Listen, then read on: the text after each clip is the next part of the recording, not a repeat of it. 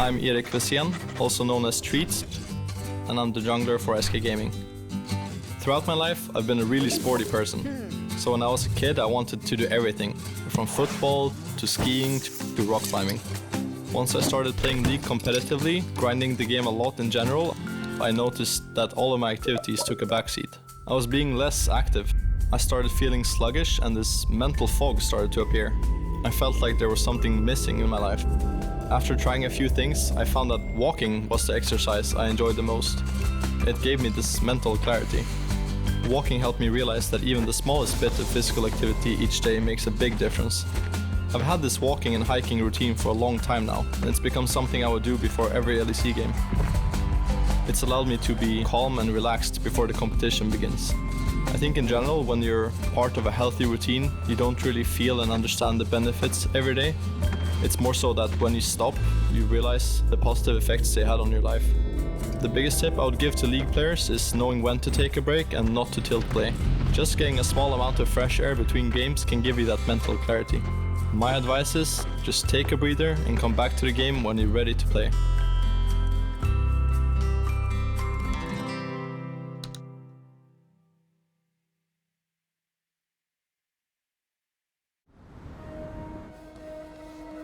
They are out there, waiting to be discovered. Some of them are big, and some of them are small. But that's the thing with ideas. They don't just come to you. To find them, you have to move. Kia, movement that inspires. I was built to last with the webs I'm weaving. I could change the past with all I'm achieving. Got my foot on the gas, never stop competing. If you break like glass, then this life's gonna end. I wanna be the best in the game, invest in my name. Check no restraints, I'm obsessed with the pain. I ingest, I retain, assess and I change. Possessed by the thought I'll be free one day from society's restraints. Money, clout and fame, mud, disease, a plague. We all love to hate, have to play the game, have to make a name. All our insecurities are on display. This is war with the enemy, think that it was meant to be. Living in a time where disease is on every screen. I won't let them fester me, I know most are festering. Negativity is a plague for the mentally weak. No mercy, all I got is working. Never stop searching, never quench the thirsty. I'm toxic and psychotic, with this logic you can't stop it. It's been chronic since I was a boy, so neurotic and chaotic. Built to last with the webs I'm weaving. I could change the past with all I'm achieving. Got my foot on gas, never stop competing. If you break like glass, then this life's gonna eat 'em. Make mistakes real fast, then you learn how to beat 'em. If you take off the cast, you can see all the healing. If the pain's in the past, move on from the grieving. Put your foot on the gas, no, never stop competing, yeah. I've been doing this, I'm on it. I just wanna be iconic. Sipping on a gin and tonic, got me going off when I'm on this topic, yeah. If I ever play, I want it. You know that I'm always honest. Stay away from those who are toxic. Keep them out your face, no way, you don't want it, yeah. Don't try to drain my energy, the enemy is everything. It's mentally, unhealthily, spreading like a rare disease. But I won't let it get to me, I don't need your therapy. I can leave a legacy of leading by intensity. Come on, we can fight this, freedom is priceless. Spread just like a virus, living in a crisis. Do you feel courageous? Do you seek greatness? Trust me, you can take it, go on and take your aim, yeah. I was built to last with the webs I'm weaving. I could change the past with all I'm achieving.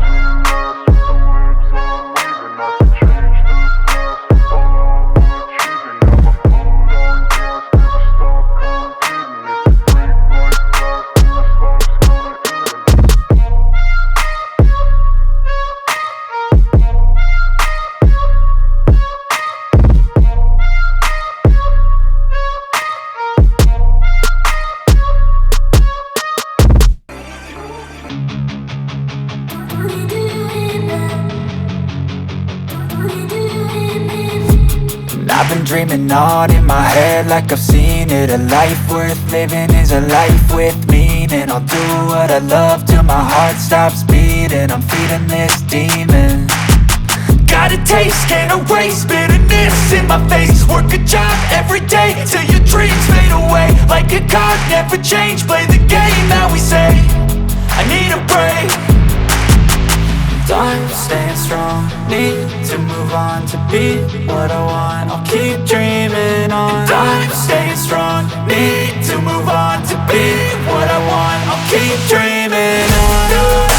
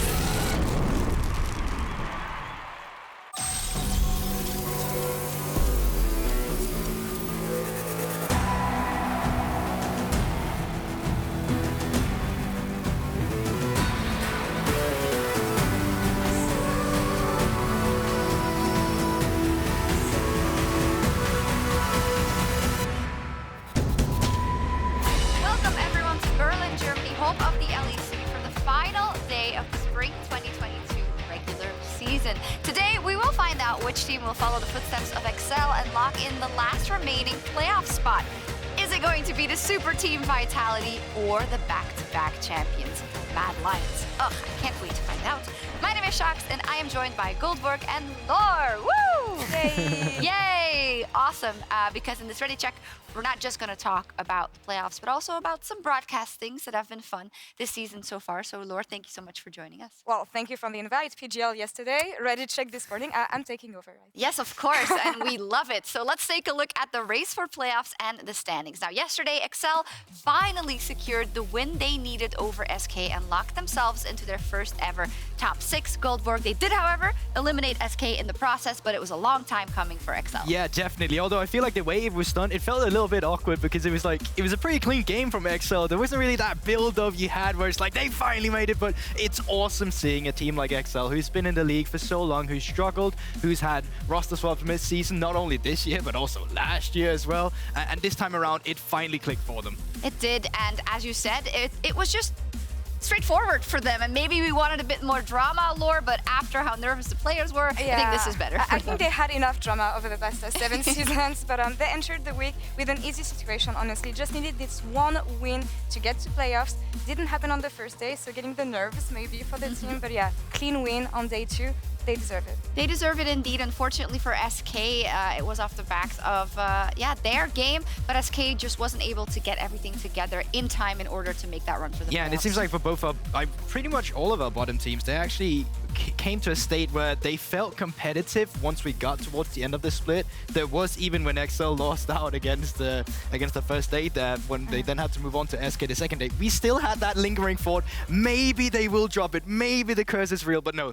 They finally closed it out. Exactly. They need to peak at the right time, and maybe that is just the case for the Mad Lions. They stayed alive, have now won 2 of their 3 games here at Super Week. They beat Astralis yesterday, and that, Lore, that was a close game. They actually got put behind tremendously by Astralis, but they fought their way back. It was a close game indeed, but I mean, Astralis also gave them everything for the Mad Lions composition to shine, not really playing around Armut's Meganar, give them the right opportunities, especially towards the end of the game.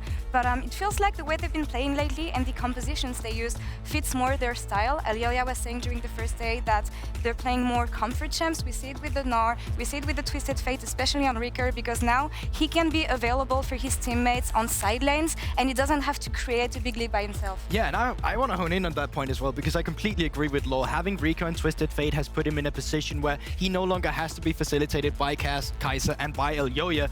It's more a case where he's the one pulling the trigger with the Destiny and Gate. His team might be calling for some plays, and they're just going for it, as you already mentioned, with the comfort. Like, they seem way more comfortable on these picks, and it's like day and night in terms of how they looked just a couple weeks ago and how they look this weekend. Yeah, it does look like they have turned a page. I know in the preseason we heard so much about Reeker maybe being even the highest value new player coming into the LEC, and it's taken some time, but both him and Unforgiven have really found their groove. But is it going to be enough? They still need to win today, and then if Vitality loses, of course, Vitality is out and Mad is in, which is so crazy. Now, earlier we asked our fans on Discord who they thought would advance to the playoffs, Vitality or Mad, and the fans did go for Vitality with more than 60% of the votes. So, I mean, you can't vote against a super team.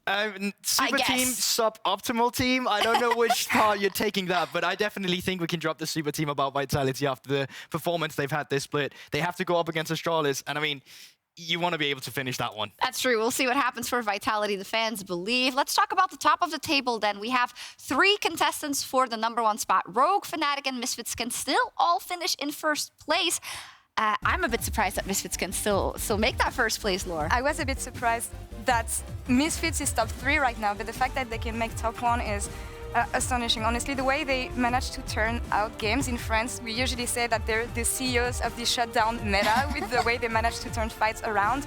But with the way they beat Fnatic yesterday especially, is it still a surprise that they're performing so good? But I mean, when you think about a ranking, I would doubt that maybe they can finish first. We'll see. I'm surprised. Yeah. I think for sure, even if Misfits ends up as #1 coming into this split, I don't think it was so much in a convincing fashion. I still wouldn't rank them as #1 going into playoffs, but nonetheless, I think you're right. They had some pieces they built around, and they've been quite successful with building around Schlatten and around Mercer too. Quickly, what's your rankings? 1, 2, 3. Top 3.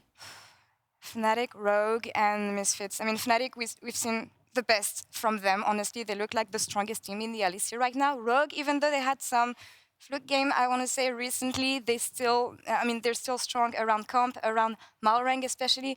And Misfits, well, there's the VTO factor, there's the Schlatten factor because he got stronger, but still, I would rank them third.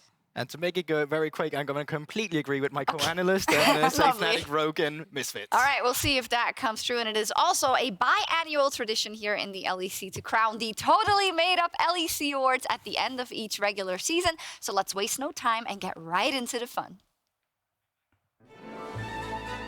Okay. Getting fancy with the music.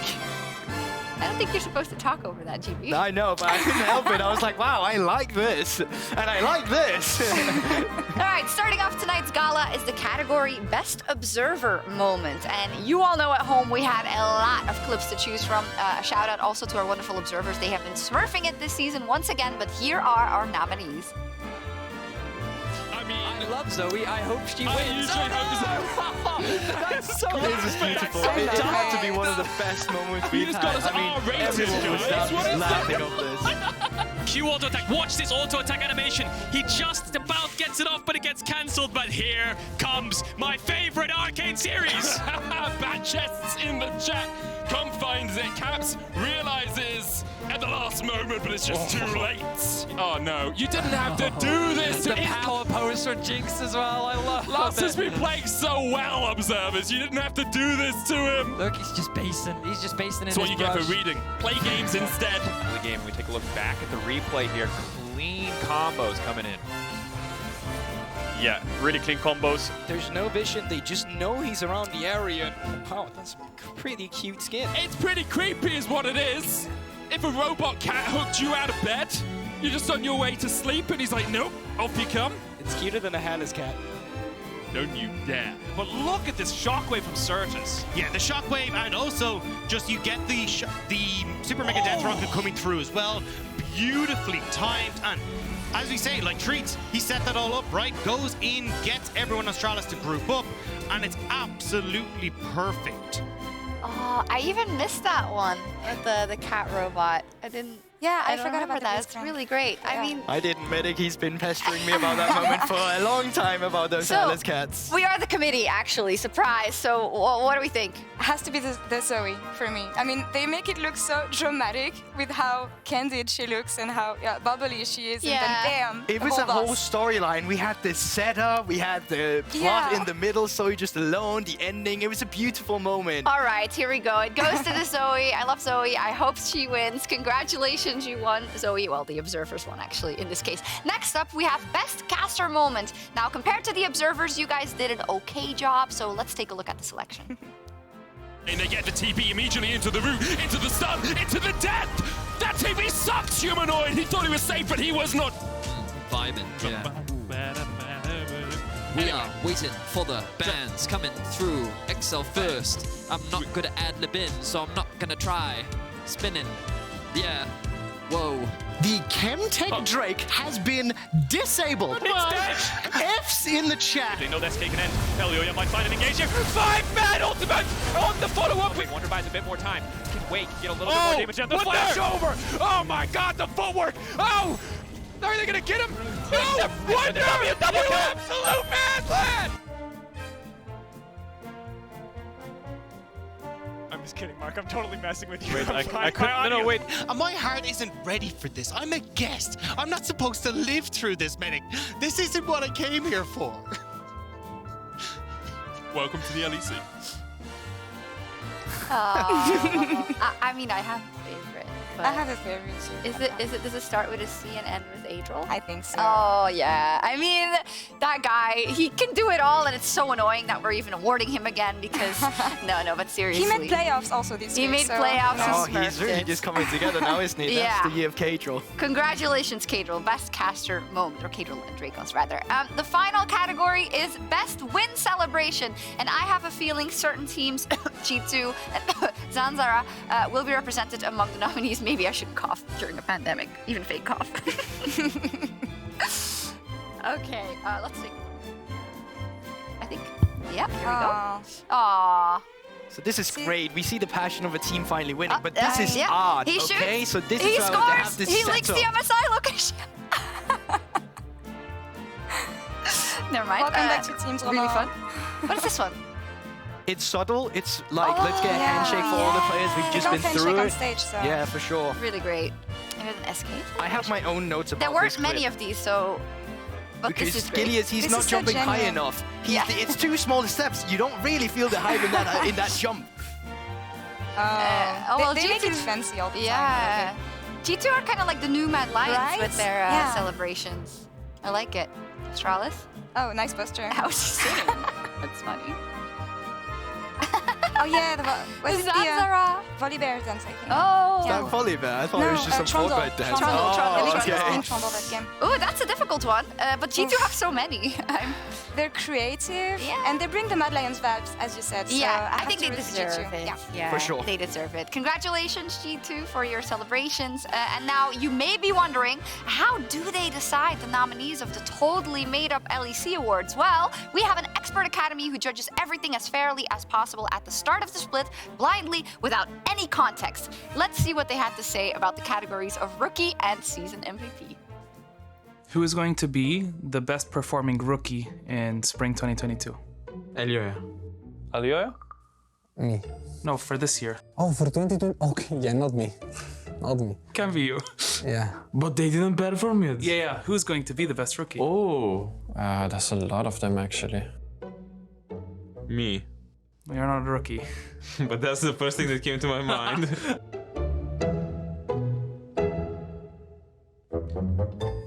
Best performing rookie? Dayor. I think Seatos. Xmati. I'll be biased, I will say Mars. Flacket. I will say one of the from my team, but I don't want to make them fight, you know? So I would choose Shulatan. Xmati. Marwang? Malrang? Okay. Oh, Malrang is not a rookie. Is not rookie? No. I would say Zlatan. Zlatan. Okay, good answer. Zlatan. I think I know. Zlatan. Zlatan. Zlatan. I'm gonna go on a brim and say Unforgiven. My Swedish show me. I think he can do good with Mad Lions. Seatos. Dior. Dior, 25.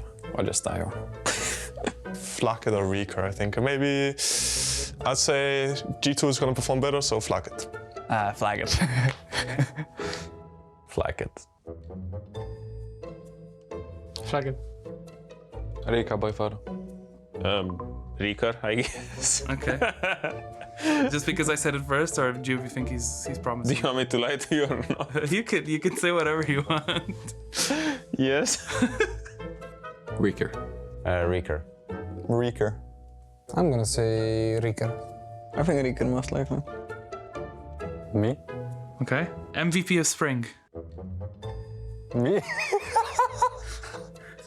Oof. Perks. Humanoid. Me.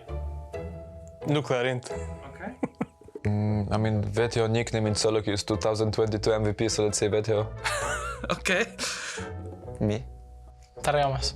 Targamas? Yeah. Okay. What's that gonna be? Razok.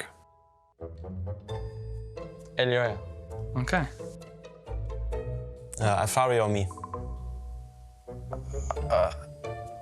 Me. Marlang. MVP of spring is going to be Markoon. Alfari. Selfmade, maybe? Upset. Upset. Humanoid. Me. Self-made. Upset, I guess, but I don't think Fnatic is going to do good, but that's the first word. Okay. Me. Caps. Caps? Okay. Caps. Perks. Oh, maybe Poked? You know he's never won MVP. Really? Yes. Oh, maybe then this year maybe he will get it. Me. Finally gonna get it. Yeah, I finally got it. Look at how wrong these peasants were. I'm kidding. This was, of course, week 1, so we got to give them some, cut them some slack. And I also like it because it's very much based on expectations, preseason expectations. But now we get to see what we think at the end of the season. So Goldberg and Niski, you gathered a couple of candidates for MVP specifically, and you've chosen Hylissang, Vitio, Larsen, or Malrang. What were your choices, Niski? For me, it's first one is Hylissang, then Vetu, and then Malrang. I think the Hylissang is the obvious one. I mean, go ahead. Yeah, I mean, for sure with Hylissang, I think the value you get from Hylissang is not only just the fact that he's an incredible pressure down in the 2v2 from the bot side, it's also that he's able to translate this pressure from the bot side either into the mid lane, sometimes to the top side, and he's all in all just a scary player. He's incredibly hard to shut down due to his champion pool as well. We got engages and chances and whatnot, and therefore just an all-around all-star player. And when you look at kind of the preseason expectations of the pro players themselves, it doesn't even come up to mind to talk about Hylissang in that way, because he's always really good. And I think that he's even better than what people had expected in previous years, for me, makes him a really prime candidate to be MVP. Yeah, I mean, I think people know he's really good, but I feel like this split at least, I feel like his champion pool has been insane. I feel like he doesn't really die randomly anymore, and I don't know, I feel like he's really calculated and he does not make the mistakes he made in the past year. So a real completed player, and I think he will be even more scary when playoffs hit. Come playoffs, indeed. To remind everyone at home, the MVP hasn't been decided yet, the regular season. That will happen after the end of next day, or today rather, the voting process will begin. But Vitio will be in there for sure. And I think here's where that definition of most valuable player and how you decide to attack it comes into play. Because, I mean... Okay, so if we have to go from the most valuable player to a team, I think that Misfits would not be the same team without Vitio. And yes, you can come in with the argument that as a mid laner, he's quite often facilitated by support and jungle, but he does so well with these resources. He's flexible as well. We see him on the likes of Akali, where he can take over a late game. We see him on the Syndra as well. We got different threats from him. And I gotta say, as a mid laner, he's really grown and developed over the course of a year. Yeah, I agree. I mean, at least for me, I feel like he's still kind of a rookie. But I feel like this year, with like all the changes Misfits has made, it made him, it forced him to be like the real carry, the real veteran of the team, I feel like, and I think he's done a great job till now. Absolutely. Talking about another mid laner, I saw Larsen on that list as well, Goldberg, and I know that you are a big fan of putting him on there. Yeah, okay, so hear me out, community, because I know I can already see people going like, okay, Larsen, why the hell would you do that? Now listen up. Larsen is so damn consistent as a mid laner. He rarely ever makes mistake, and his fundamentals as a mid laner are just in check. The lanes he's hovering to in terms of where opponent's jungler is, where the vision is laid, it's something that we undervalue a lot when we take a look at the mid lane in itself, because it's these things that just Larsen will never get punished upon. And in the small instances where he is getting punished in the mid lane, I feel like a lot of it comes down to the miscommunications with his roster. Sometimes he needs some shadowing from a jungler support. It just doesn't happen. He'll die in a lane. Maybe that's something that's a little bit greedy in communication, but we don't know. All I know that as an individual, and we just hone in on Larsen this split as a mid laner, he's been doing phenomenal. When you look at, of course, Malrang is the other player that's been getting a lot of praise and attention on that roster, but he has, I mean, if it's fair to say, in the beginning of the split, he was taking over every single game. Even when that wasn't as much the case, Larsen was still putting up those big numbers. Yeah, I mean, I agree that Larsen can be also one of the MVP candidates, but for me, I feel like Malrang should be the third one, because... You can disagree with me, you don't have to do this, go on! Because I think Rogue dies and lives by Malrang, I feel like, because he just leads the whole game, I feel like, and he makes some plays that you don't even expect him to do. He covers for his lanes really well, and I feel like he's not necessarily behind for it, so for me, Malrang is the third one. I like all those opinions, and I know there's a thread right now on Twitter from the LEC account, so go ahead and tell us who you think we should consider as well. But Larsen and Malrang, they will play in our marquee match of the day, as they will face off against G2 in Game 5 tonight. So it isn't quite the match of the week, we already had that one, but it is such a big game. This might be a potential playoffs round 1 matchup, in fact, and Rogue would lock first seed with a win. And that's kind of nuts. I know we talk a lot about Rogue and how they failed in that one final, etc. But these guys are so good in the regular season time and time again. And you as a player yourself, Niski, that is not easy, keeping that form as high for so many games. Yeah, I mean, I think they've been doing a great job in the spring split. I feel like they have like the recipe of succeeding during the split.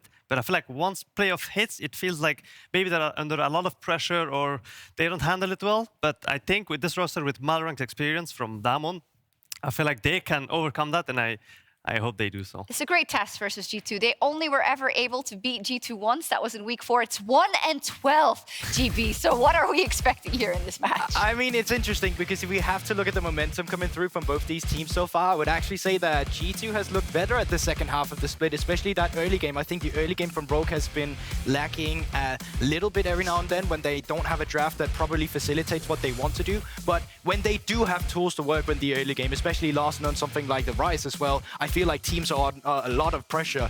And for example, a team like G2 that had a very scaling composition yesterday that was barely punished by Vitality, I think today is going to be an incredible matchup because you have stylistically Rogue, that's super good in the early game, against a team like G2 that has opted in for a little bit of more scaling. So I want to see that they're going to be attacked in the early game rather. G2 was dubbed by Grabs in PGL a few days ago as the dark horse going into the playoffs. I feel like what we've seen in the last couple of days, specifically of Caps and of Jankos, Niski, they're bright horse, I would say. I mean, I feel like they've been doing great together as a mid jungle, and also for me, at least, I feel like Caps has been kind of back to his form-ish. I don't want to jinx him yet, but I feel like he's been doing really good, and I feel like he figured out his play style. He wants to play certain types of champions, and I think he's doing great for now, so I want to see how he does against Rogue today. Yeah, we didn't even mention him in the MVP. He mentioned himself, though, in the video, so perhaps he'll say, hey, don't forget about me. But also remember that Caps really didn't show up at start of the split. True. This is something that he's really geared up with, and as you said yourself, Grabs was like, he's a dark horse, and now we're like, he's not a dark horse, he's actually performing, and is on multiple champions as well. All right, let's see what happens. All games today still have significant standings implications, and here we have a quick look at that schedule. So we're finishing off the Super Week very strong with G2 versus Rogue. What would be the single game you're looking forward to the most, GB? I think it's a no-brainer. I have to say Astralis versus Vitality because it has so many implications. And you know, what greater storyline than Vitality losing to Astralis and then Mad Lions losing to BDS only for none of it to matter. That's the real story I'm looking for. Unsubscribe. I do not want to be subscribed to that timeline, but you make a good point, though. It's still a lot on the line, and first and foremost, that playoff spot. And unfortunately, SK Gaming was eliminated from the playoffs yesterday after their loss versus Excel. Ahead of their final game of their season today, Lore is joined by Certes to recap their season and look forward to summer. Thank you, Shux and Certes. Thank you so much for joining me ahead of your last game of the regular season. First off, I'm so sorry things didn't play out the way you expected them to when it comes to playoff, but still, this was your rookie season in the LEC. A lot of takeaways from it. What do you think about your growth over the past 8 weeks and the learnings you took as a player? I think I grew a lot during these LEC times. I mean, like scrims are going really well for me, and our practice is also getting better. And yeah, from the league, playing with the best players, you can always improve from them. And during the time, I also learned how to play different styles of champions, more like laning phase champs or roaming champs. And yeah, really happy about it. We're happy too. I mean, we showed a lot of good things for you during the LEC. Could you elaborate maybe on what you think you improved the most on a personal level? On a personal level, what I improved the most on, I think how to play around my team, especially like it doesn't happen that much where you can get a big lead like during the laning phase. It's more like that you try to influence the side lanes, especially bot or top. And I think I kind of did well around it. And yes. Yeah, you did really well indeed. And I mean, we saw a lot of progress on the side of SK in general. You managed to beat some of the top teams in the second round robin. Rogue, for instance, this week. When you think about summer and what will be possible for SK, how far do you think you can go? I think for sure in summer will be better. I think the biggest problem was the early start in the season where we lost a lot of games. And yeah, as you mentioned, like we beat top teams like G2, Rogue. So of course, like there's potential for us to be in summer a playoffs team. Yeah, a lot of areas to explore for sure, and a lot of time to work on things also. Focusing on the last match you will play today against Misfits, and it feels like they made a name for themselves in the LEC as the comeback team, if I may say. Any words maybe on the way they managed to win games and how you think it's going to play out against you today? I mean, we have to be careful, like when we are ahead and we have a lead, that we will not throw it away. I think we will be smart, taking not 50-50 fights and always fighting in our position and our advantage, and we try to clean out the game. Yeah, have to be careful about these mid-game fights. Maybe a couple words on the matchup against VTO. I know he's been at the center of everything in the LEC lately. I mean, yeah, I think he has a really good split at the moment. Like, he is a really good player on like these carry champs like Akali or Sylas, and he's like really smart about not throwing the game. So yeah. Yeah, very excited about this matchup for sure. Certus, thank you so much for the interview. Good luck on your last game of the spring season, and yeah, hope for the best against Misfits. All right, thank you for the interview. You're very welcome. See ya. And for more on Misfits and how they came back yesterday against Fnatic, back to you, Goldberg.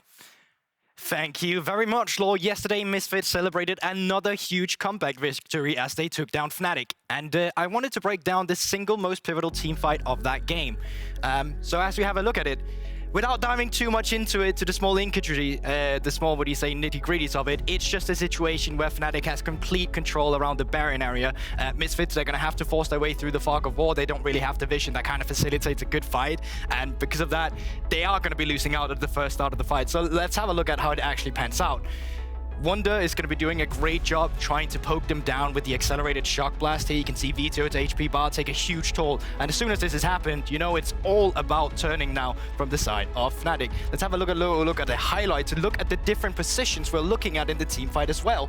Because as you can already see, Zlatan and Hirit, they're completely disjointed from the rest of the team. And it makes it very easy for Fnatic to pile down on the 3 members in the center.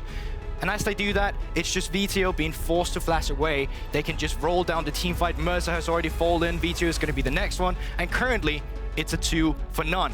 But this is where it starts becoming a dire situation. This is where you finally get to see why Jinx is so pivotal in a meta like this, because she gets to kite back until she finds the reset. So let's have a look at how it actually pans out. Fnatic, they're over chasing it. They're trying to go onto Neon. A great flash from Neon to get it out of range from the rest of the team who's already used all the dashes. So when Neon is standing still right here in this instant and just gonna be kiting back with a beautiful kick as well nonetheless from the side of Zlatan, well, it just puts Neon up in a position where he's completely free to get the resets, hammer down the auto attacks, and this is really just enough to make any player go like, maybe I should have banned Jinx on red side. But enough about that, because that was in the end what was enough for Misfits to take down Fnatic. It was a one big team fight that ended deciding it all. And yes, it could have been bounties. Yes, it could have been the small picks. But nonetheless, it came down to Neon's Jinx to finally get the team fight over. It did. But we're going to have a little discussion about it, because I've seen a lot of chatter online, especially from the side of Fnatic fans, of course, saying, oh, these bounties are so incredibly broken. And then I'm like, well, if your team has been behind, why haven't you used them to win a game?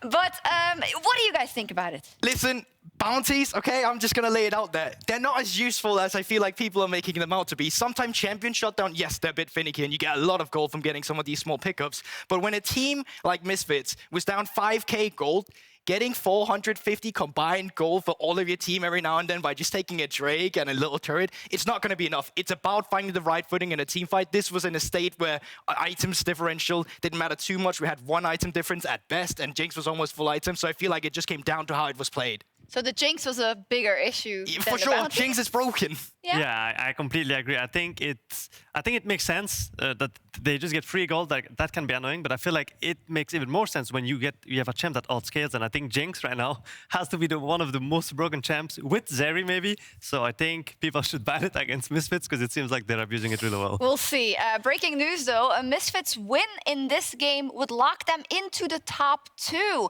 And if Rogue lose to G2 later today, Misfits was actually finished in first in the regular season, which goes to show how good Misfits has been playing in the second half of this season. And at the top of mind are probably mostly those crazy comeback games, but we can't forget that they also had a bunch of games where they were just cool, calm, and collected and got the W.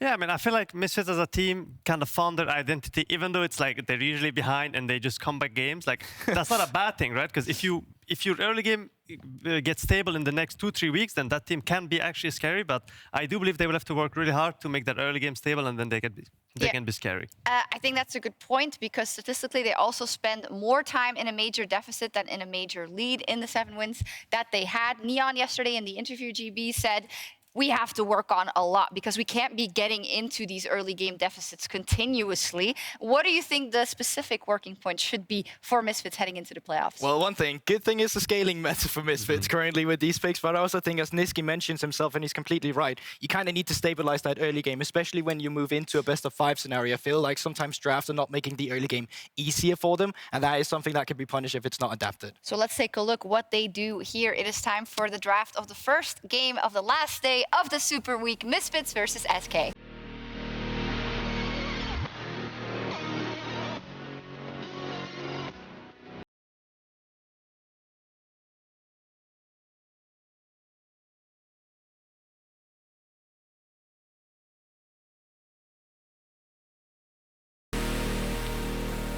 Here we go then.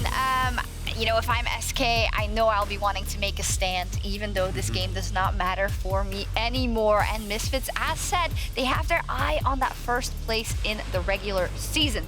Goldberg said, we have to see something that gives them the tools in the early game, so let's see if that's what happens. Yeah, so, okay, another thing is as well, I think V2 has been performing very well on the Syndra. It's not the highest priority, but it's a good matchup every now and then when you know what you're playing into, and it sets you up nicely for a 2v2. I think SK Gaming, they recognize where some of the strengths can come from Misfits in the early game as well, which is Zlatan's Lee Sin. He was allowed to have it yesterday, and we just saw the kick as well in the breakdown. Like, this is a guy that does well on high mechanically champions like this. I agree. I mean, for me, I just want to see, first of all, like what happens with Jinx in this draft, because I feel like both teams really like Jinx. Yes, for sure. So I would love to see a Jinx ban from Misfits side. And then also, I remember yesterday TF was banned against Misfits, so let's see what happens with this champion today. Yep. And it's also just the fact that it opens up for a different kind of League of Legends. We saw it in the G2 game yesterday where Flacket was then playing Israel. Like, all of a sudden, when these hyper AD carries are getting taken off the table, we get to see different styles that allows for 1-3-1 as well, as we saw there. So moving into this, there's still a lot of power picks open, like the likes of Gwen, the likes of TF, the likes of Rise. I mean, this draft is just getting completely overloaded as it already goes. Yeah, I agree. Also, as we can see, Leona has not been banned yet for treats, so maybe he might first pick it, but let's see if they ban Jinx here or not. Also, they banned Aphelios, so it makes more sense to ban Jinx, Yeah, so they're smart about it. They're kind of on blue side. We will ban Aphelios now. If you don't go for the Jinx ban yourself, we will first pick it. And quite often what this allows you to do is go for a stable pick for yourself as well. And I think that may just be the one to go for. It has a lot of early game playmaking potential just because you get to shove in the wave and you get to move around. Making Niski very happy, the fact that Rise is a high priority. I mean, I don't think I don't think we'll be seeing Vetu on TF here, but I think he'll probably play Syndra or LeBlanc is my guess with Zinzao. Makes a lot of sense. Or Orianna as well, if you want this game. Yeah, I actually haven't seen Vitio that many times on TF. It's a good point that you mentioned that. Yeah, I mean, I think when you play TF, usually you want like really great silence. I feel like Misfits' identity is not really on Vetu roaming the map, so that's why. Let's see, maybe they will go for Jarvan for Gilius here, or maybe Viego too, I'm not sure. Viego? Yeah, but with Jhin already locked in from the side of Misfits, we know they kind of want to play for a top side. Jhin is one of these more facilitating AD carries instead. And once again, once Aphelios and Jinx is off the table, a completely new kind of League of Legends kind of gets to flourish, where it is maybe more about the solo laners. Good call on the Jarvan to come out as well. There's already a lot of early playmaking potential with Jarvan, with Royce. Yep. Oh, and this might be really nice to see as well. Kalista. So, what do you mean? It could be the Kalista Jarvan. Oh, you're right! Actually. I mean, right now I think Vetu would lean more towards the LeBlanc, in my opinion, because when you play against a Jarvan, usually you want to pick a mid that has like a dash. Poppy, okay. Maybe it's just teasing us with the Poppy, or maybe they might just pick it for Mersa. Well, the thing is, yeah, that's the thing. I think that's a good call as well, because even down there with the Steadfans presence, it can also just be like psychological. Now the Poppy is in SK's minds. They might want to ban it leading into the second ban phase. And it's interesting to see these. Well, we don't know if it's a blind pick Alistar yet. It could be a potential Alistar blind pick as well. It's the first Kalista, by the way, in the LEC in 2022. Yeah, Yes. Welcome back, our queen. I don't think she's that great, but I feel like maybe Jesu and Tree just want to go out and have some fun and try to win lane against Neon and Mersa, but we'll see what happens. I think Veto should look for the LeBlanc here on mid, so I would not be surprised if SK looks to ban it as well. So what's left? It's Syndra, LeBlanc, and Orianna left. They clearly also suspect the Jarvan bot because they keep banning out the jungler. So the jig is up. Let's see if now they switch it up again. And I still wonder on this side as well. You see the Akali there. LeBlanc, I think it will be the fourth band, the second band to come out there. I still think Syndra can have some value. I think she's great against low range AD carries like the Kalista as well. That makes the game very difficult for her to play. But will it, the likes of Jhin as well, more aggressive mid laners like the LeBlanc or even like the Akali, which has been banned away, is also something you could like to go for, because there is some backline access. You have an Alistar to follow up with as well. So Misfits, I think they have a lot of tools right now to either just be creating a standard control mage draft, play off towards top side if they want to have that counter pick available for Hirid, or they can just go for an all-out dive to backline if that's what we're looking for. I mean, right now I see Orianna working really well because they have Zinzao and Alistar, but LeBlanc has been left up, so maybe Veto goes for that way. I mean, he will be picking mid here and give counter pick to Hirid for top lane, so we'll see. You know a lot about this mid lane matchup. If LeBlanc goes into Ryze, how playable is that matchup for Ryze? Because usually you just want to roam and just get out of lane. I mean, basically it's like Ryze can push the 1v1, but you're always scared when playing.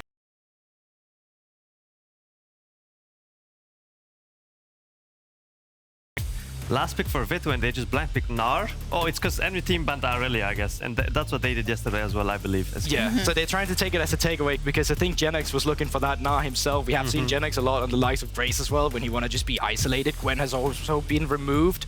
And I'm not going to be talking about that until I see something like that for good reason. And just like that, the flex has been revealed. They've been sniffed out and they said no. Yeah. Tryndamere, okay. Fun.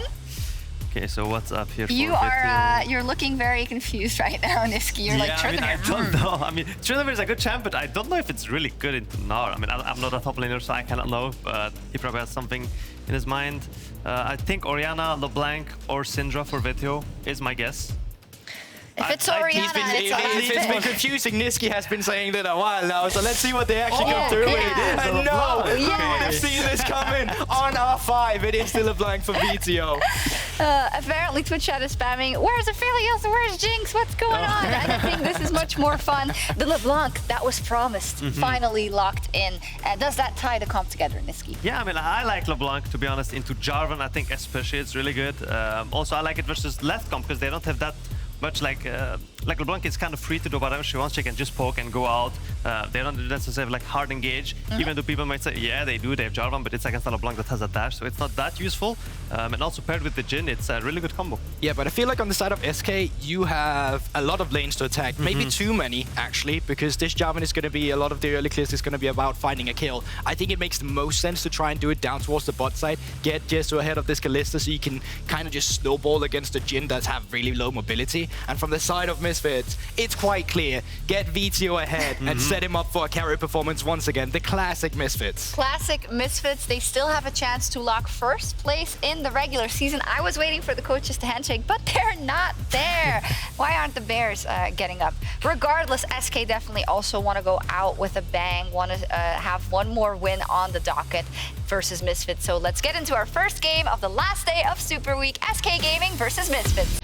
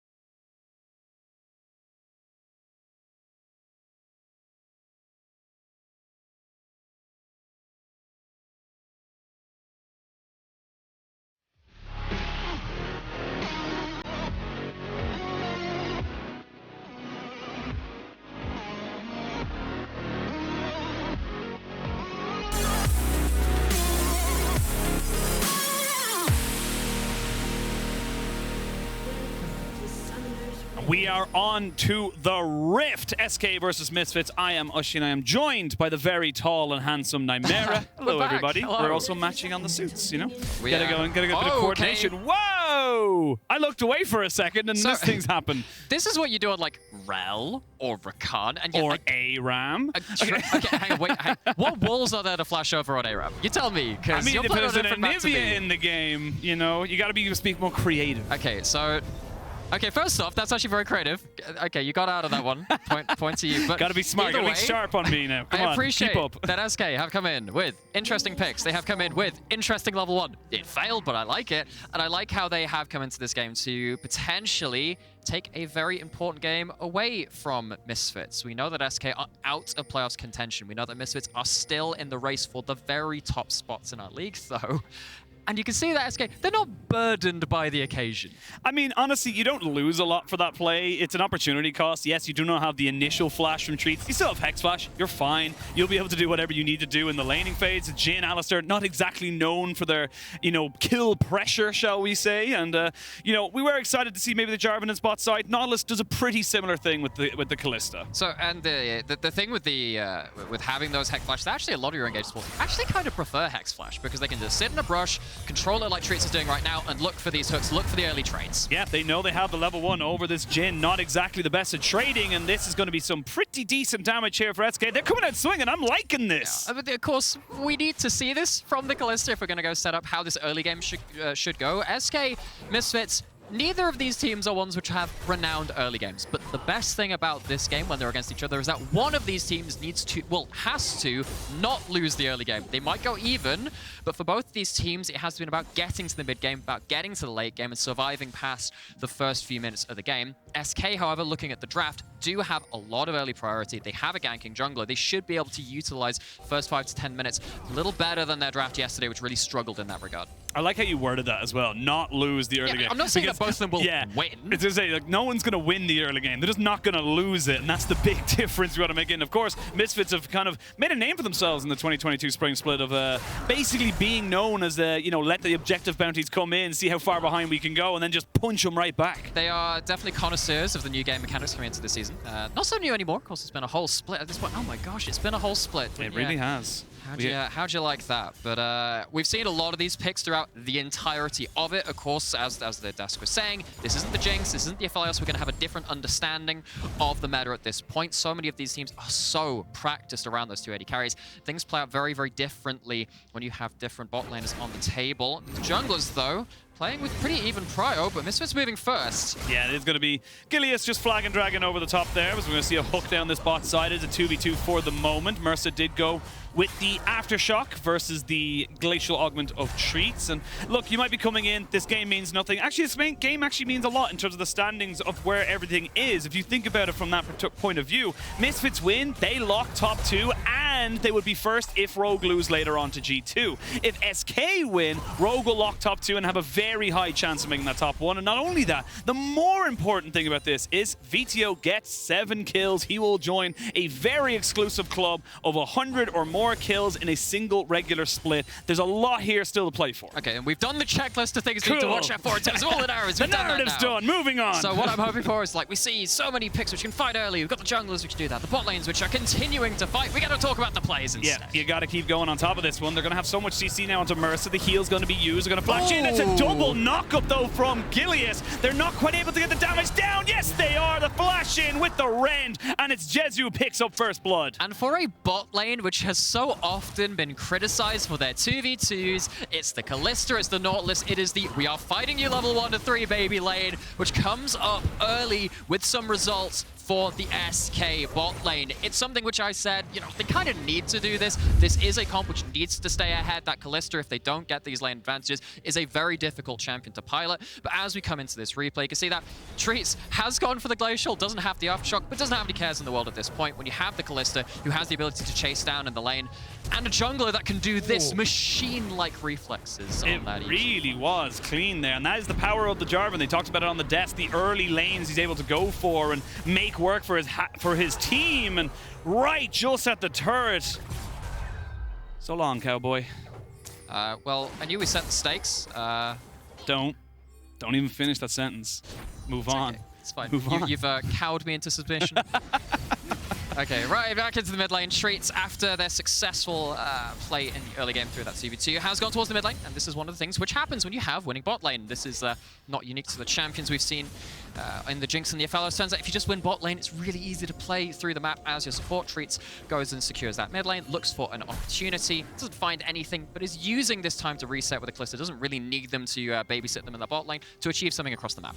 Yeah, well, Mercer knows that this is happening, as Treats is very much in vision of the big old cow. And with Zlatan now clearing that ward, we are going to see Misfits putting a lot of pressure towards this top side. Eventually, they will back themselves away. But with the level 6 being hit there by Certus, you now have that Realm Warp to open yourself up, move yourself around the map, and maybe put Misfits under a little bit more pressure. Yeah, particularly when you don't have the level 6 on the Alistair yet. You don't have a flash there either, and there are some summoners missing outside of that. Yeah, you look at that Realm Warp and you look at things being particularly dangerous. Yep, Summoner's top though, that's a different story. Yep, Gen X should be able to, not even going to need the Undying Rage right there. The Ghost and the Flash is enough, and the thing is, when you're in Mininar, you do not have any armor whatsoever. It is so rough for you, and if you get jumped on like that, there's nowhere for you to go. It's a mistake in the laning phase. A bit of a freebie from here, trying to get that Rage Bar, but just misses out on a couple of seconds to get the Mega Gnar, get that CC from the wall up, or otherwise to disengage the play. It is 2 Summoners gone now from Gen X, and it's not got him any tower plates, but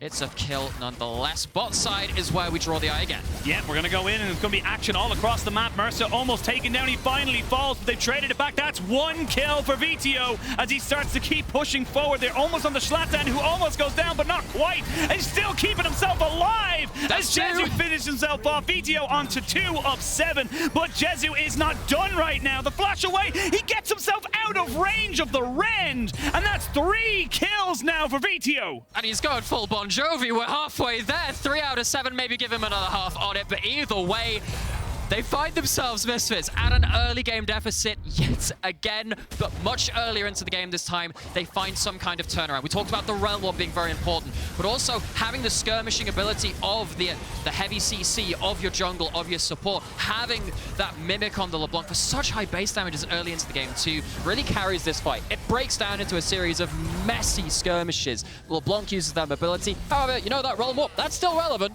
It is still very relevant. Certus goes a little bit too far forward. No flash on Hirit left. He's in Mininar again, and he's being chased down. He's got himself a triple knockup from Mercer, who saves his top laner. Hirit's about to go Mega. That's number 4 for VTO as they finally get themselves the 2 kills turned back. It's just all messy, all fighting, but we love it. We absolutely do. I mean, maybe they could slow down so we can have something else to talk about in this game, but the map has been lit on fire, almost literally. Of course, with that trade up on the top side, it is going to mean pressure in bot. We've got so much moving, and this is, again, a game of League of Legends. You move somewhere, somewhere else gets pushed against you.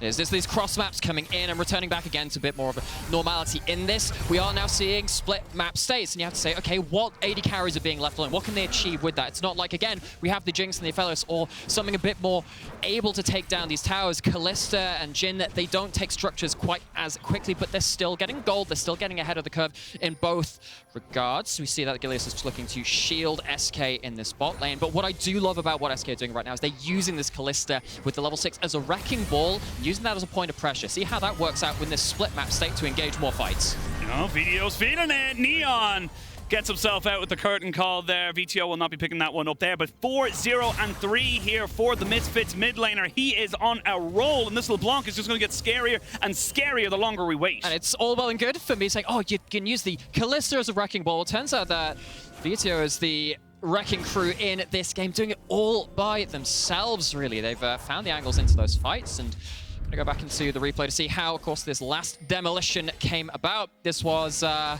it was a hop beyond the wave. It was the double chain, something that we've seen a great many LeBlanc decks do over the years, but this time they have themselves an AD carry that can follow up from a little further away, and the Jhin puts him down. That skin is gorgeous. I don't like talking about... Oh, we're going to have another one. Dead. What were those 3 lines, I wonder? It's a bit of a clipping thing there, but... It's a line for each kill that Video is going to get on him this game. Looking to see if Gen X can repeat and reprise their performances of that first solo kill. Going in, still has the ult, pop the Ghost. Yeah, they're going to pop the Ghost. The Undying Rage is still there. He just about gets it off. Now Hirat needs to try and keep running away. He will have himself a hop over the wall, but it's not enough. That's 3 kills now for the Tryndamere. And just as much as we're saying this LeBlanc's getting scary, this Tryndamere is becoming